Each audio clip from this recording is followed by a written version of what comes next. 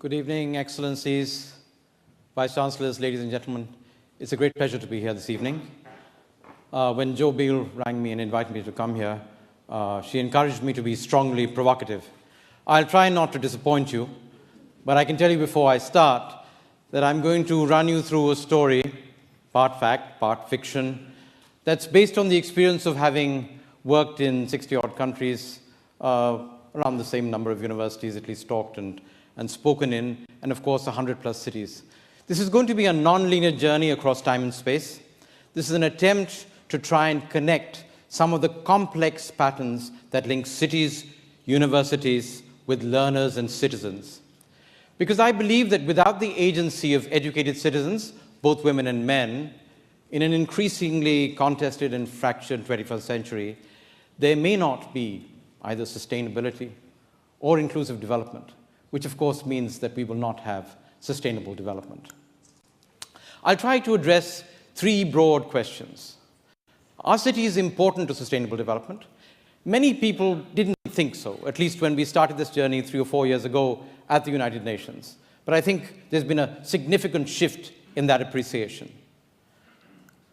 I'll also try and explore whether there's a relationship between the university and the city, the place that we are all situated in. I am helping build a national university in India that's focused on urbanization, so I have some fairly deep personal experience of that.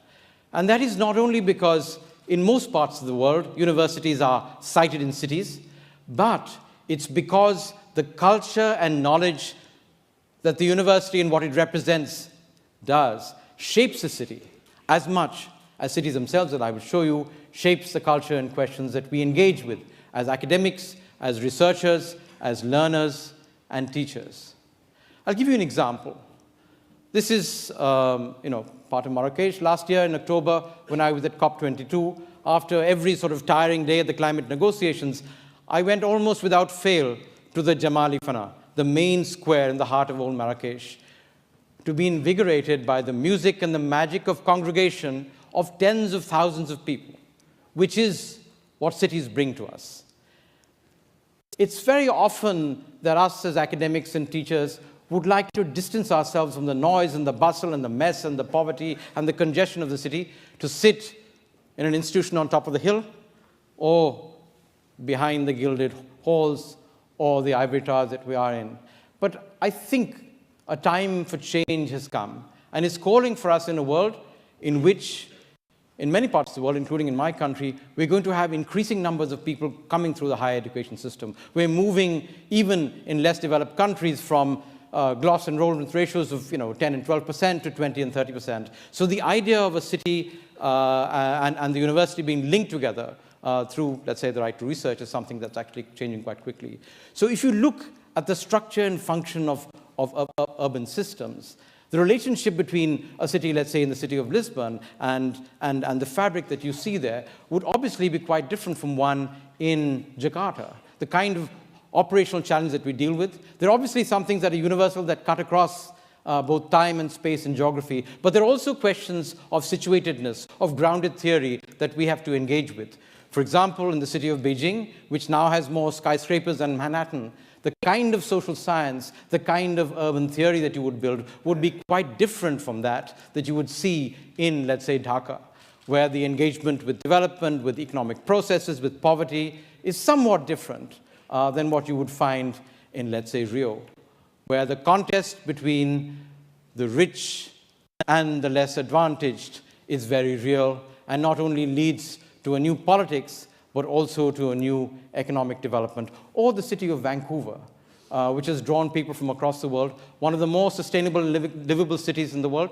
I had the occasion of working there almost 10 years ago to try and build the 100-year plan.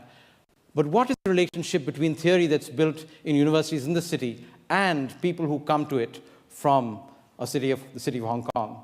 A lot of people came in '97 from Hong Kong to Vancouver. What's the relationship between them? What's the relationship with situated knowledge and questions that are more universal? So obviously there is a relationship with where you are and what you're doing and the larger context that we're playing with. And of course, Nairobi. Nairobi is a sort of classical African city, but it has, as you can see from this image, a whole range of international characters to it, where it's interrogating the global and the local at the same point of time. The second question is, should universities be concerned about cities and vice versa? Or are there better questions for us to deal with in our teaching, research, and practice? I think for many decades, or I would say even longer than that, the answer has been that the disconnect is probably best for academia and intellectual activity. But given the interests of our students, given the processes the world is currently going through, I think the engagement is a very fertile ground for inquiry. So, to start with my first question, why are cities important to sustainable development? Let me take you through a little bit of history. That's 1950, a map of the world. The world urban population at that point of time was just over 0.75 billion. And the global urban economic output, the number that you see on the top right-hand side, was just about 3 trillion. Fast forward another 60 years. In 2010, the global urban population had grown almost 4 times to 2.9 billion. This is what we call the urban explosion, the planet becoming more urban. But the thing that most of us forget is the world became primarily urban economically way back in the 1980s. So by 2010, the global urban economy had grown about 10 times to about a size of 30 trillion. And of course, the more interesting thing, as you can see, as you flip back and forth between the post-war world and the world of almost today, is that the geography of urbanization has dramatically shifted away from Europe, North America, and parts of Latin America to Asia, and increasingly to Africa. How will the future look? This is the UN Pop Division projection. In 2030, just 13 years away, the global urban population will grow to about 5 billion. And the global urban product will grow to about 90 trillion, which means an addition of almost $2 trillion of economic output from cities every year. That's the size of the Indian economy every year. So this is the key driver of process, of innovation, of movement of people from rural to urban areas and across the globe. So cities are the greatest drivers of productivity and innovation that we know. That's why they draw people from across the world in various countries. But they also are the places in which we concentrate poverty, inequality, risk, and conflict. And I think the core academic research and operational question is, in the last 5,000 years that we've been innovating and working and living in cities and now have built this sort of global civilization, we do not really know how to manage, plan, and adapt them to our collective needs. We argued in a paper last year in Nature that we needed a new urban science to try and understand this matrix of cities, this new dramatic changes that we have, and relating that, of course, to what has become relatively common now, the new sustainability science, to navigate the 21st century's core challenges of dealing with poverty, making provisions for universal healthcare and education, basic services, and addressing existential threats, including some that I work on, of global environmental change and climate change. The key question, of course, that hits us after that is, fair enough, this process needs to get done, but can cities enable this kind of transformation? Let me give you 2 quick examples. This is Shanghai in 1987, looking east from Puxi to Pudong. That's the Bund, if you know the city. And that is Shanghai in 2014, fulfilling Deng Xiaoping's vision of transforming China from a low-income and poor country to potentially the largest economy in the world. So this is the dramatic example, an iconic example of urban transformation, but it's come at a very significant price of hundreds of millions of migrants, a whole range of environmental challenges, and of course, social challenges that China is currently struggling with. The big surprise for us, starting about 5 or 6 years ago, was that all the 193 members of the United Nations made a commitment to achieving by 2030 what we call the Sustainable Development Goals. But more than that, the surprising commitment that we made there was to leave no one behind. And that's very, very important for educators. But also, as we wrote Goal 11, leave no place behind and no ecosystem behind. So this is actually not only a universal agenda, the first one that we've seen since 1948, and the Universal Declaration of Human Rights, but it also puts the last first, which is something that I guess most of us as educators actually spend a lot of our time concerned about. So almost 3 years of debate and mobilization, this is what we got, a melange. It's a bit of a mix, but it's a political mix in some senses. 17 goals, from ending poverty, providing universal healthcare and education, clean water and sanitation, what I call 19th century goals. If Marx and Engels were here, they would recognize this. 150 years after they talked about some of the more interesting places in England. And forward-looking goals, goals that deal with renewable energy, that deal with infrastructure, and I think two things that are very important for the 21st century and really reflect this change that we've seen in the last 20 years. The first one is gender equality, and the second is sustainable cities. So that's the framework that we have, and I'm going to be talking about how we can try and operationalize it. So what was the goal that we negotiated through a very complex process? This is the urban goal, Urban SDG 11. It says, make cities and human settlements inclusive, safe, resilient, and sustainable. What does it mean in actual practice at the global scale? At the global scale, what it means is we need to create 600 million new jobs in the next 14 years across the world. This is an unbelievable challenge. And this is what I think is behind a lot of the political ferment that we see right across the world, including in the OECD countries. The second part of it is to provide safe, adequate, and well-serviced housing for somewhere between 1 to 2 billion people, depending on how you define informal settlements and slums. The third part of it is to secure an inclusive environment and universal access to public spaces and green spaces, as you can see in this very famous development that's from London. Then access to sustainable water supply and employment and services, as you can see in the slum upgrading program from Bangkok, or sustainable agriculture that's practiced in Vancouver and increasingly in many cities across the world, supported by sustainable and accessible transportation. This is an energy-efficient and carbon-neutral light rail system from Perth. This is Copenhagen with its clean manufacturing that's supported by reliable and sustainable green energy. And of course, a very critical thing that's making a difference even in the least developed countries in the world, and that is the deployment of disruptive technologies that are socially inclusive, especially those that are based on ICT. So what is this global agenda?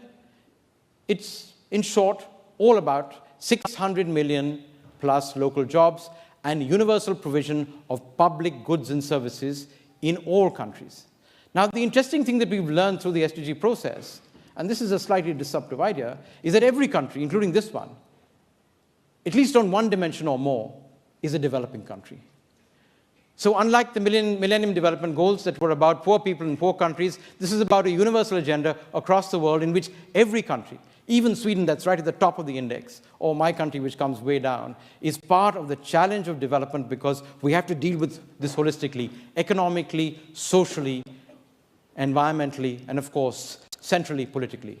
But also sitting behind that is the multi-trillion-dollar urban infrastructure and housing finance opportunity that nobody really talks about unless you come from the private sector.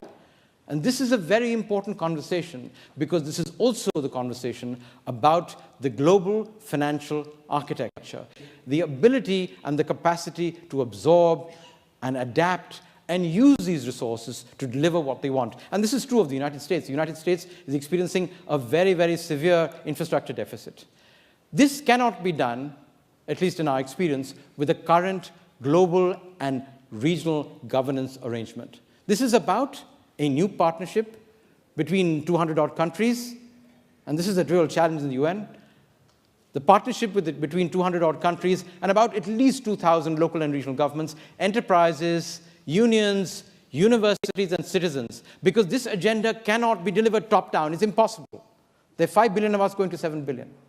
It cannot be delivered top-down. It has to be built bottom-up and top-down at the same time, which means, and we can hear this in many parts of the world, we need new political governance and fiscal arrangements. And who is going to help us imagine that? Ourselves, with our learners, with the people who are going to actually build this new world over the next 2 generations. And that is the centrality of the linkage between the global and the local, and the connection between knowledge institutions that work in the present but have to look to the future to make this change. So in summary, what do we have? We have an urban goal, but it's actually tied to everything else. You cannot get urban sustainability without actually being able to deal with education, healthcare, water, sanitation, climate change, et cetera, et cetera. And within that, the commitment of not leaving anyone behind, not leaving any place behind, and not leaving any ecosystem behind. Because in a world of global change, and hopefully just 1.5, maybe 2 degrees climate change, it's impossible for us to be able to survive. And I've done this thing for London maybe 5 years ago. You have maybe 10 years more than some other city because of the Thames barrier and a million other things. You cannot survive in spite of being one of the richest and most effective sort of cities in the world, because ecosystem services will start collapsing. So in short, urbanization, in our understanding of it, is one of the most significant classes of challenges that human cultures and cities and universities and knowledge workers have grappled with for the last 5,000 years. We didn't have a choice in the past because we did have rural cultures, but much of the world now is transforming into an urban one, so we have to inevitably engage with this. So the question then, given this context, is there a relationship in both history and the present between the university and the city? I guess in this part of the world, the world starts, the creation myth starts with Athens. That's sort of Raphael's great image of Plato's Academy, and sort of the imagination of a universal agenda that brings together knowledge and enables the creation of new ideas and engagement from one generation to the other. That's the imagination, again, a medieval imagination of that city, which was actually created by this process of dialogue and engagement and the knowledge institutions. The question, of course, that we have today is, from that imagination, I show you again and again the echoes of that process right down through history in universities across the world. How does that imagination relate to the reality of the 21st century barricades of Athens? This is the 21st century version of the Parisian barricade. This is a conflict in some senses between one particular form of ideology and resistance, the relationship between the Acropolis and the polis. How do they relate to each other? How is this knowledge constructed? How is it negotiated in a world in which now it's no longer that 1 or 2% of the elite actually goes to university, but 20 or 30% of a population can go and engage with a whole range of ideas that they've never encountered before. And then you move, of course, across the Mediterranean to Alexandria, a city that was not only defined by Alexander, who was in turn sort of, I guess, supposedly taught by another great Greek philosopher, but defined by the idea of its library. The space that brought together the knowledge of all the ancients, at least in this part of the world, and then was, along with the city, challenged and brought down. You have an echo in the current past, which brings together in a postmodernist response in the new Library of Alexandria. So you see these responses all throughout history as this process goes on. But again, I would sort of be happy to contest this and say that our story actually starts in a very different place from either Athens or Alexandria, the canonical past that we talk about, at least in Western institutions. It starts in a small, sleepy town today, a town called Rajgir, in a very poor state of India, which is not a very interesting place today. But 2,500 years ago, it was the capital of one of the largest empires at that time, contemporary to the Alexandrian Empire, and most important, the first Buddhist council, which actually brought together the teachings of the Buddha, met here, and that led to the creation of the first really long-lasting university that we call Nalanda, that survived between 427 BC and almost 1,600 years. This is the ruins of Nalanda, which actually brought together not only scholars and teachers from all over Asia, but many of the disciplines that we would recognize today, whether it's mathematics, astronomy, history, or medicine. This is the halls of residence, or at least the remainders of it, 800 years after they were destroyed. The story goes that the Library of Nalanda actually burned for three months when it was burnt down. But the interesting question is not the fact that there were universities that survived for 1,000 years or more, like the Academy in other parts of the world, some of them actually before what we see as part of sort of Western knowledge and civilization, but they also had dramatic impact. This is the city of Xi'an. This is a photograph that I took from the top of the Wild Goose Pagoda in Xi'an. And you can see here 2,000 years of city building. And why is that important? Because when you climb to the top of this pagoda, you recognize the important connection that we think is unique to ourselves. Globalization, that is something that's happening to us. But this was Xuanzang's journey that took 11 years, first to India to be taught, and he carried back with him the scriptures from Nalanda, and eventually the Chinese emperor built this pagoda to commemorate that event, and actually built one of the first and most important monastic schools in China for that. So this was in the 7th century. What I'm showing you is that globalization of knowledge, of exchange of ideas between cultures is not something new. We often forget that. We often lose touch of that. But the connection between that and the built environment and the city is very real and extreme. You can go to the temple behind this, and you can see the entire history of vice-chancellors of this university, in some senses, all sitting there in images in the main temple with Xuanzang next to the Buddha himself. So this is living history in some senses. So if I sort of fast forward a few years in some senses and come to the origins in this part of the world, go back to Bologna, of course, there's the great transition that happened between East and West through the great Islamic universities. So you go to Bologna, and you see this idea of a community of scholars and students. But what's happening along with that? What's happening is the creation of new city-states, and in fact, in some parts of the world, especially in Germany, the creation of new free cities. So what you see is a parallel movement within these sort of evolving nation-states. Nation-states are actually quite new. They're about 500 years old. Westphalia is about 500 years old, just like the firm, the joint stock company that was invented here, which eventually became the East India Company that ruled India for a long time, is about 500 years old. Before that came the idea of the free university, the charter of the city. And they actually not only worked together, but they actually were in considerable synchronization. So I'll run through a few images as far as that's concerned. Of course, very, very quickly after that, you had Oxford in the 11th century via papal bull at that point in time. More interesting things politically hadn't started by then. A strong influence, the first really important university town. As you can see, like the music we heard just now, the back and forth between town and gown in some senses. Its translation to a new tourist kind of opportunity today. Paris, in a very different context, a jewel of a city in some senses, not a town, but eventually a large metropolitan city. That's the Sorbonne.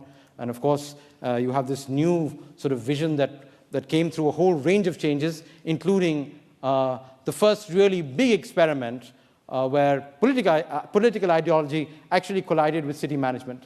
That was the Paris Commune of 1871. Yeah? Marx's idea of an urban revolution. It lasted a few years, but that created modern Paris. And then, of course, after Paris, there were some accidents that took place. In Oxford, there was a fight between town and gown, as we hear it. A couple of people were executed. There was a set of scholars that seceded, and then you got Cambridge. So should I say more about that? But at the same time, you have other things happening in other parts of the world. This is one of my favorite cities in the world. So the fall of Constantinople actually changed the nature of the East and the West. There was a Portuguese sailor who actually came looking for the village in which my grandparents were born, which actually produced some of the best pepper in the world. We had somebody circumnavigating the Cape of Good Hope. Simultaneously, we had another explorer who went on to look for the same village and landed up discovering a new continent. But in Constantinople, you have the origins of new universities. In fact, in Istanbul, as you have it today, you have the creation of a new university that goes all the way back to the 15th century.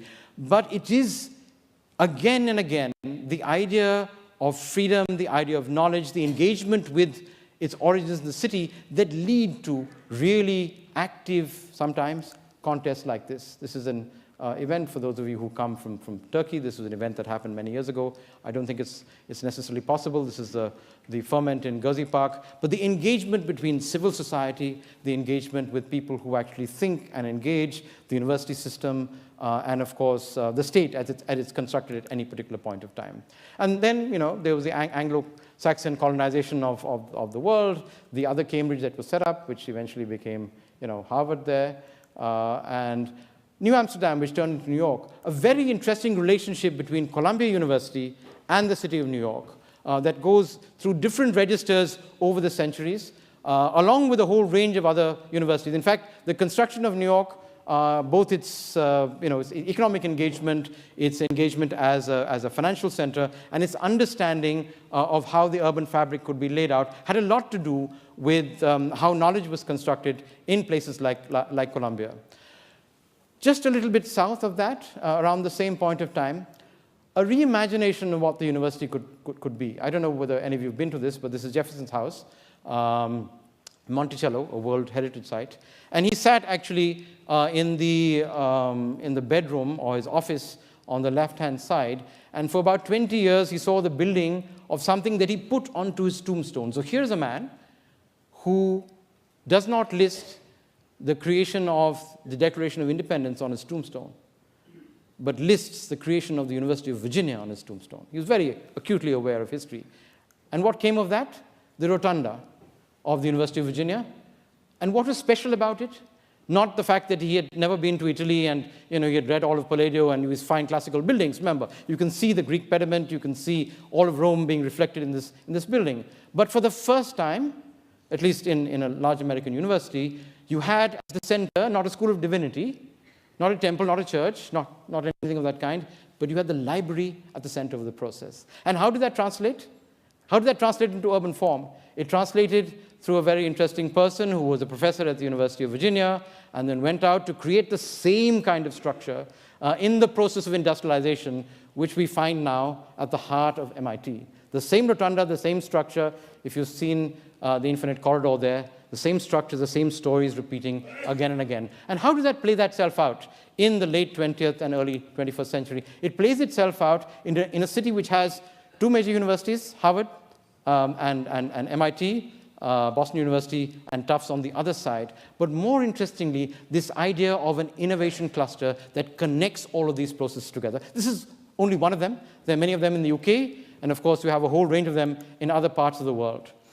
If I step back again, cross the Atlantic, and come back to 19th century London, a very important thing, at least for those of us who come from the global south, the creation of UCL, the opening up of the university system, real universalization. Women are able to come to the university and join it in some senses, something that spoke to the egalitarian, and in some cases, because Bentham was involved here, utilitarian engagement as far as cities were concerned. And of course, nobody would imagine, whether it's Bentham or even Keynes, who helped set up the LSE, that this would be the outcome of that engagement, the clash of cultures and new ideas that came together in all these knowledge institutions as we moved from agricultural to industrial to post-industrial service-driven societies, which are critically aligned to knowledge creation and production. And then across, if you look at New York, a very interesting place. It looks very cool at the moment, this fancy SOM building. This is called the New School. But the New School is important because in the 1930s, this was the site of the university in exile. This was the place that Hannah Arendt taught. This was a place that actually contested and tried to rework the imaginations of the relationship between city and state. And this is the place where in 2015, and I'll close the loop just now, a number of us, and you can see us here, a number of mayors from across the world met to actually, the day before the UN SDG summit, where it was opened by Pope Francis and a whole range of other things, the mayors of the world in an academic institution made a commitment to actually implement these goals. Now, that's a very interesting thing. Why would mayors come to an academic institution? And why would they do that again in the year after that in Paris? Because innovation is actually happening from the ground upwards. It's very tough when you talk to heads of state, because most of the time, or ministers or people in the bureaucracy, most of the time with national governments, you hear all about the great challenges that you're facing. If you go and talk to mayors, you go and talk to academics who are engaged with their students and inventing ground in theory, you're always focusing on how solutions can be found. And I think that is the real spirit that we're talking about. So this is a real disjunct, and I'm hoping that both these processes will come together. And where did that idea come from? The idea actually started in Berlin. This is the Humboldt University, Humboldt's great ideas, which transformed himself from one part of the world to the other. Unfortunately, as you can see here, at that intermediate period of time, somebody decided that it was actually a good idea to burn books, and eventually they started to burn people. And the unintended consequences were, of course, this is what it looked like. That was the university before the war. This is a photograph that I like to show people in 1945. And another image This is the Reichstag. I've held that because it's a very personal image. I actually ran in the upper story meeting room in 1987, a meeting that focused on the city. But the interesting thing was, in 1987, what you're seeing just now, the wall was sitting right behind us. So just in my own personal experience, the world has dramatically changed. You had the Free University on this side. You had the Humboldt University on that side. And Berlin itself represents this dramatic opportunity. You can burn down cities, you can burn down universities, you can burn down books. But the great thing about great universities and great cities is they always come back. And I think to be able to preserve and find out what those factors are, how they actually play themselves out, is quite important. So you find the idea of the research university transferring itself across, during the gold rush time to the United States. That's UCLA, that's Stanford. The Bay Area has now become a great area in which innovation is happening across the world. And of course, with the University of Chicago, you find the creation of the first privately funded research university. And the idea that instead of focusing on all this STEM stuff, science, technology, and stuff like that, you can actually go in and start questioning the origins of knowledge. You can actually use private capital to start questioning the basis on which things actually work. And as far as cities are concerned, Chicago is also very important for us because there was a movement that started in Bauhaus in Germany, a university in exile again, which created, in a sense, the internationalist order as far as architecture and planning is concerned. No surprise that Chicago looks like this in some senses. But there are other trends and processes, many things that happen across the world, and I'll just pick up 3 of them very, very quickly. The first one, of course, is the Russian experiment that we often forget about, the dramatic experiment of trying to be able to educate and build a university system, and of course with minor challenges in between when Stalinist purges happened. That's Moscow State University. We had the opportunity of spending some time there. It's a remarkable institution that has created a whole range of processes, and I think we have to understand that all of these trends actually speak to each other. So whether it's a nomencultura at one point of time or the engagement between the large university systems in Russia and otherwise, the real connection between urban fabric, urban form, and strategy is very, very critically organized. The other big challenge, of course, that I think is the most dramatic change that we've seen in university systems across the world is the Japanese experiment that started with the Meiji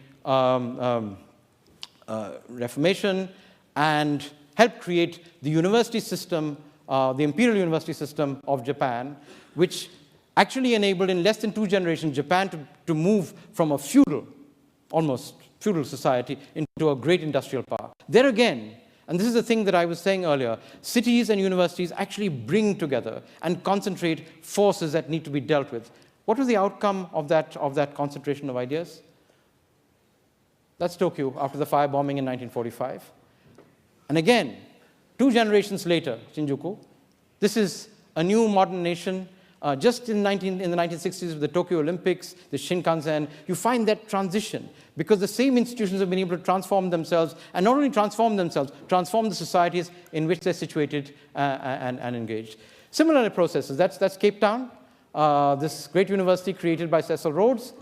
And then what you find about 100 and whatever it is, 60 years later, Rhodes actually does fall. This was the great battle that took place over the last years in South Africa. And I think it's very interesting for us who look at it from the global south, because this was the pushback from the communities that were excluded from this institution and this way of looking and building things that actually defined in modern South Africa. Similarly, and I'll skip through very quickly, that's the University of Melbourne. And look what a city they built out of that in spite of that sort of old colonial engagement. That's Calcutta, the city that I know quite well. That's the Victoria Memorial there, the University of Calcutta, which was created in 1857, but interestingly created an entire class of communist leaders that led the longest running elected communist government that the world has ever seen for nearly 30 years or so. And that's Bangalore, the Indian Institute of Science, which in time, post-independence, created this great city of 10 million people, which is now an IT and a BD hub. Similar stories from Mexico, UNAM, and its transition to this great city. Those of you who remember the history of UNAM, 1968, because of the conflicts in UNAM, the university campus was actually trifurcated because it actually presented a serious challenge to the governance of Mexico City. So you can see the power of these ideas, or Rio for that matter, wonderful city, great university, but maybe in a different voice, unable to address the challenges that the city actually faces. And so what you find, students and people on the streets, sometimes you find regime change. And I'll just take you through a few other quick things. So what is the new normal? As I see it today, the new normal actually is in China. Not only are we going through the single largest urbanization in history, but also the single largest system that's producing people in the higher education system. Of course, connection back to Beijing, the strong Chinese state that is very effective in actually delivering results and actually pulling our whole things together. But I think the interesting place for me is in Hangzhou. It is Zhejiang University.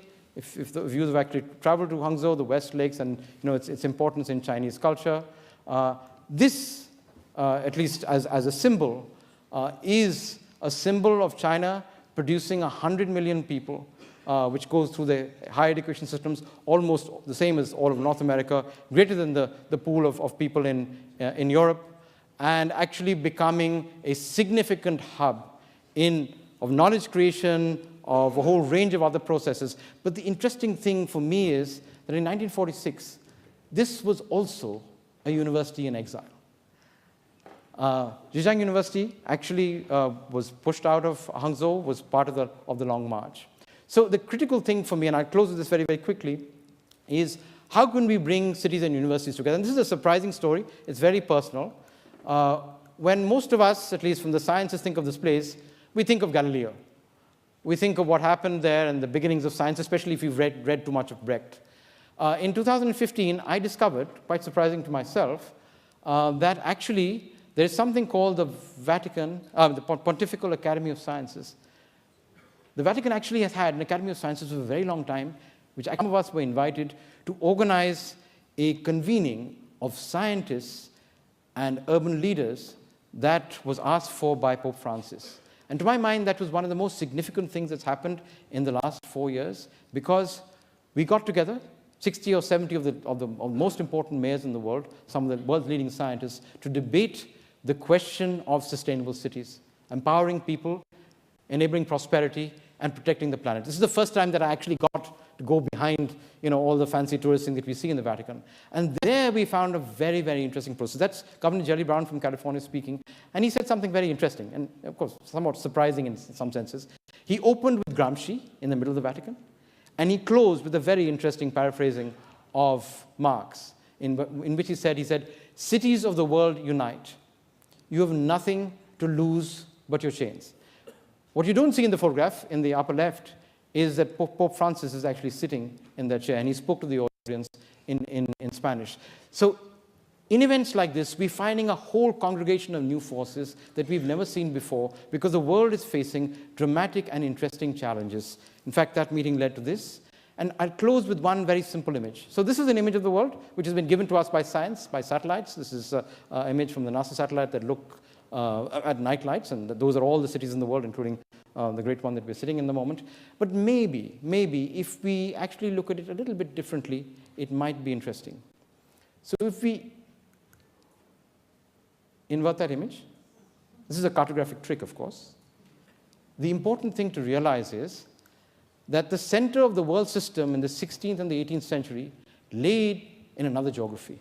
That's where knowledge was created. That's where new things were happening in many cases. It was not that it was not happening in other places, but that's where the center of the world system was.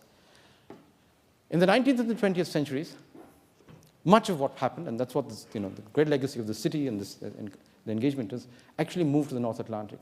And then, by the late 1980s, it shifted across to the west coast of the US and into China and Japan and stuff like that. The reality for us, and that's why this meet is so important, is for at least the first part of the 21st century, and maybe even longer, this is where the center of the world system is already moving and is gravitating. And eventually, as Africa builds out, that will also be part of the whole process. So I guess the question for us is, will these new geographies create new histories?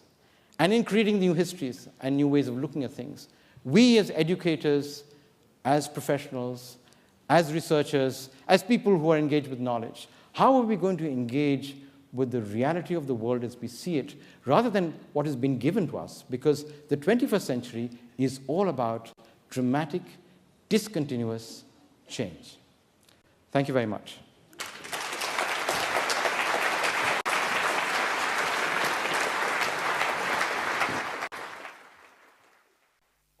And if I may take the liberty of just asking the first question, Aromar. I mean, of course, you presented a picture there of quite a challenging future. I mean, you talked about 600 million new jobs needed, but you also talked about the need for new partnerships at a global and local level and a new political governance. Now, what is happening in the world today? How confident are you about getting that new political governance that's needed for this global collaboration and cooperation around cities? It's actually quite messy and complicated, like everything in the real world, including theory. Let me give you a concrete example. About a month ago, I was in Johannesburg, and we met in a university environment, and there were a whole range of academics there. But the real people in the room were the Minister of Finance, the Treasury Minister, and a whole range of people from Pretoria, some people from regional government, but most important, all the metropolitan mayors in South Africa were sitting there. And what were we discussing for four days? We were discussing the process of trying to re-engineer the South African sort of economic and notionally the political system at some point of time, which would connect the nation with the region with the city. Because like in many other parts of the world, people have understood that you cannot implement, you cannot enable the space of change that you need to work with without actually working bottom up. And enabling the conversations between people who have the knowledge, people who can actually do things, and people who have the political power to bring forth together. So South Africa is one example. I can give you a similar example from Brazil. Next month, I'm opening in July, I'm opening a big conference, the Ecosystem Cities Conference with Al Gore in Melbourne. And there again, a new range of these connections are emerging between the city of Melbourne and the 3 universities in the city to try and look at how we can think about implementing these processes which are complex. And if you don't have the knowledge, you don't have the understanding of doing that, there's no way that you can actually bring it together. I think politicians are realizing increasingly that it's a very lonely place to be in, especially if you're actually playing around in the dark because you don't know what you're dealing with. Okay, thank you. So we've got our first question here. There's, so one there and one down here. We'll get a microphone there. So I'll take number 4 first, please. Sir. Thank you very much. My name is Ibrahim Usman. I come from Nigeria. Excellently presented. Just to ask, how much do you know about West Africa, our experience, and where do you place West Africa? Thank you. Okay, it's a question about West Africa. And a question down here. Thank you, British Council.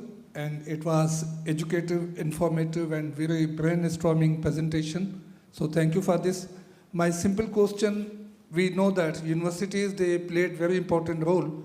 Do you think the existing cities, they can bear the overpopulation burden? Or as an educator, we can think to create new cities? Thank you. Okay, and you're from, sir, are you from? I am Fateh Mohammed, a Vice Chancellor, Sindh University, Pakistan. Okay, thank you. And I'll take another question over here, number 1.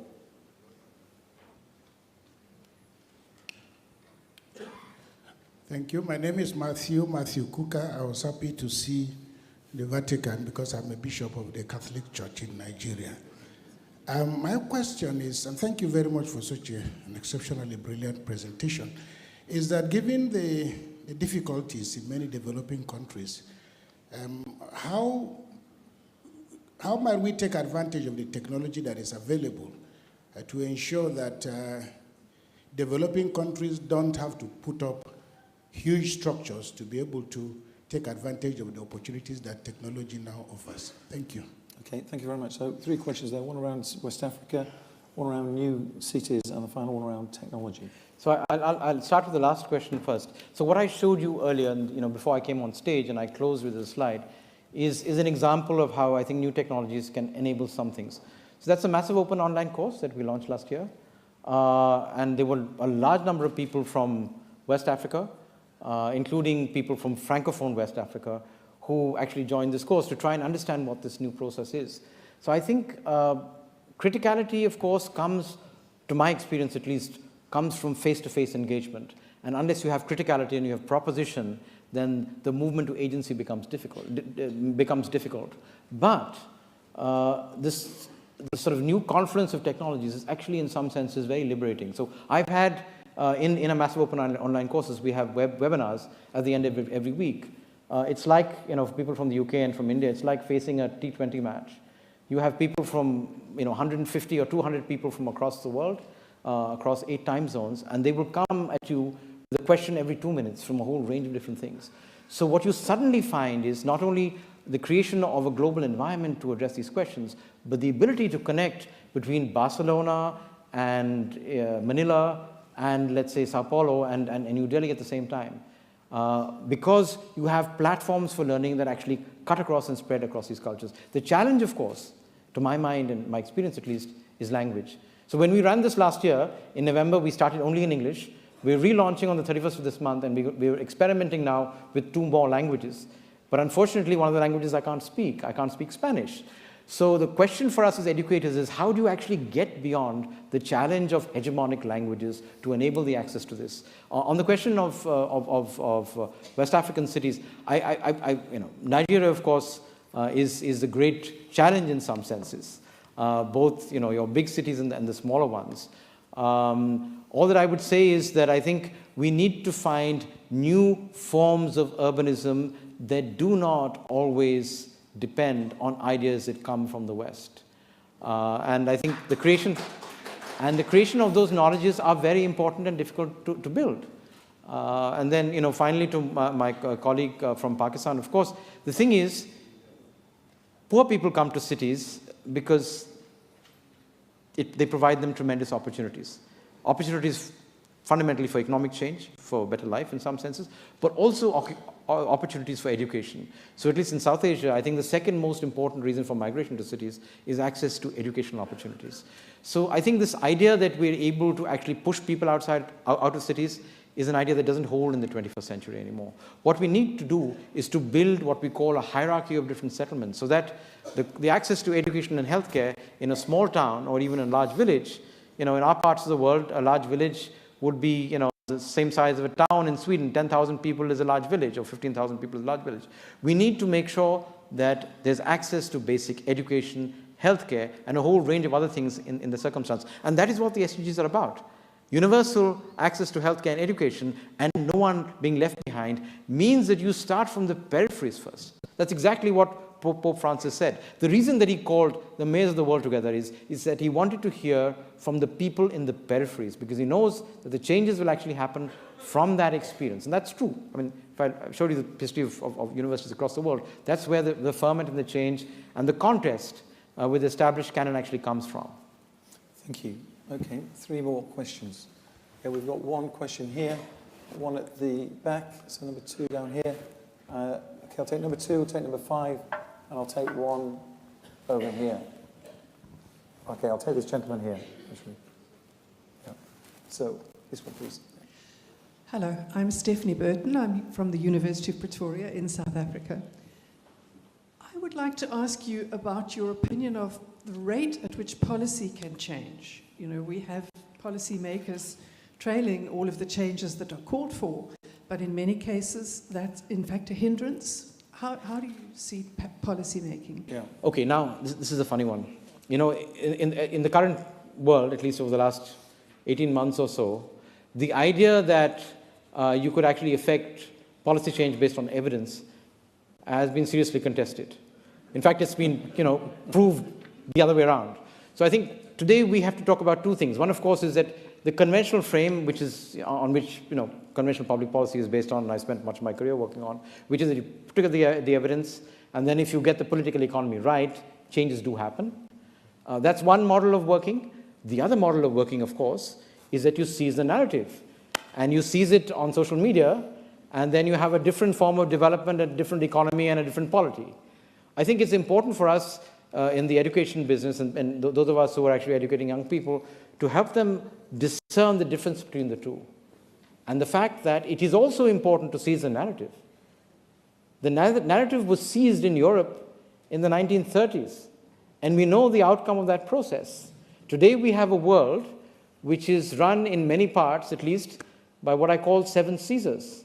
So there is a Caesarian narrative, and there's a narrative of the rest of the world, and how they actually meet and how they will contest is actually quite important. That's why the top-down, bottom-up is actually quite important.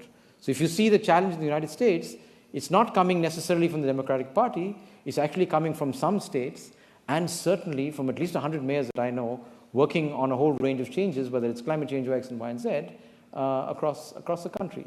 So these are interesting times, very interesting questions for people in this business, whether it's political scientists or economists, social scientists, or those of us who work on technology and policy. Right. Unfortunately, okay, I'm going to do one last question, number 5 at the back. They're shouting out. Okay. Yeah, thank you very much. My name is Dr. Abd Hassan Dere from Bahrain Chamber of Commerce and Industry, Bahrain. Very informative presentation that I really found to be very informative and useful. I've got 2 questions or quick points. My understanding that the first university as a proper university or higher education institute was first in the North Africa, Morocco, and established by a lady known as Fatima Al-Fihri from Al-Kirawan in Tunisia, Al-Kirawan city in Tunisia. Please correct me if I'm mistaken. My second question, from your experience, which of the universities worldwide are entrepreneurial, both in the way they are managed and the students that they graduate? Thank you very much. Now, I'm not a historian of universities. Like I said, what I was talking today about was part fact, and there was a lot of fiction in it. I was trying to connect dots in a way that, I would lay out an argument, and I'm surprised that people didn't tear that down. So yes, this is a very important claim. I act over the really important role that Islamic institutions had in the transition between the East and the West, and the construction of what we saw in Italy would not have started if it were not for the movement of back and forth of knowledge and its construction and its advanced by a whole range of Islamic universities. The last question that you asked is a little bit like another question that I'm asked, and that is, what is the most interesting city in the world that's done all the kind of nice things that you're talking about? And the answer to that is none, because it is a very different world. It's a world that had 1 billion people at the beginning of the 21st century, and now we have like 5, 7, 9 billion. It's a completely different world. So I guess the same thing is true of academic institutions. I'm trying to build a national university in India which is interdisciplinary, because we focus on urban questions. Because you can't address urban questions without bringing everything together. We don't have departments. We have schools that focus on problematics. We bring together practice and theory building, because theory is very critical when you're trying to take innovation that happens in a particular place and try and scale it into, across a population of 400 million people. But the practice is also very important. If your theory is not grounded, it'll fall apart in 3 days. So many of these sort of constructed ideas that we have, which worked very well for many countries and many of our institutions in the 20th century, to my understanding, will be deeply challenged and may actually fall apart in the 21st. And I think our students, and whether it's Roads May Fall or X and Y and Z, are telling us this in everything that they do in their everyday life. The challenge, of course, is they don't necessarily have the methods, they don't necessarily have the foresight, and they certainly don't have the experience that some of us can actually work with them to co-create. So I think the idea here is really co-creation. We have to create a new generation of institutions. We have to rebuild and reconstruct 700, 800, 900-year-old institutions to address some of these critical questions, because the world is really at a crossroads at the current point of time. In some cases, and I can tell you that from the climate side, because I'm helping lead some of this internationally, we have 15 years to address some of these questions. The kind of change and innovation and engagement with questions which are deeply philosophical. How much is enough? Is a question that Gandhi brought to London 100 years ago. It's very relevant today. And if we don't ask these questions of ourselves, of our students, and we don't base our institutions on these questions, whether you go back to Athens or you go back to the great universities in different parts of the world, we're actually not doing ourselves a favor. And we're certainly not doing our children a favor without that.